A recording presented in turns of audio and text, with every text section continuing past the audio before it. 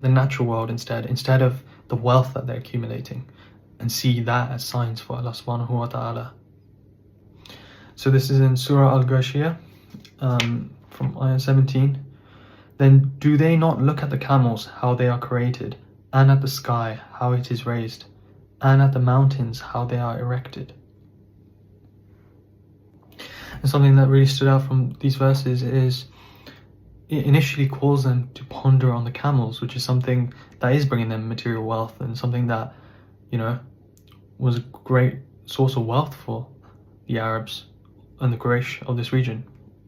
Yet it calls them to look at them in a different way, in a more awoke way, and then directs them to look at the rest of Allah subhanahu wa ta'ala's creation, drifting them away from the way they look at the camels as a source of material wealth, and rather as a source of the beauty that Allah subhanahu wa ta'ala has provided in their lives. And in this period, it continues this, the Quran continues this approach with the Quraysh.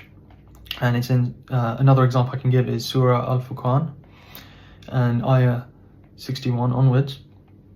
I'll read the translation. Blessed is he who has placed in the sky great stars, and placed therein a burning lamp and luminous moon, and it is he who has made the night and the day in succession for whoever desires to remember or desires gratitude.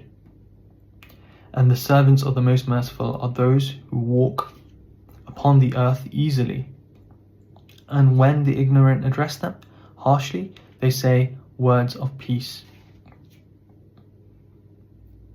So, subhanAllah, it's beautiful. And again, another thing that struck out for me in this, in these verses, was it calls the Quraysh to look at the stars, and the people of this area and of this tradition and of polytheistic traditions in general, they do look up at the stars, and they look at the astrology from an astrological approach, but Allah subhanahu wa ta'ala, he's calling them to look at it in the form of a different approach, just like he did with the camels.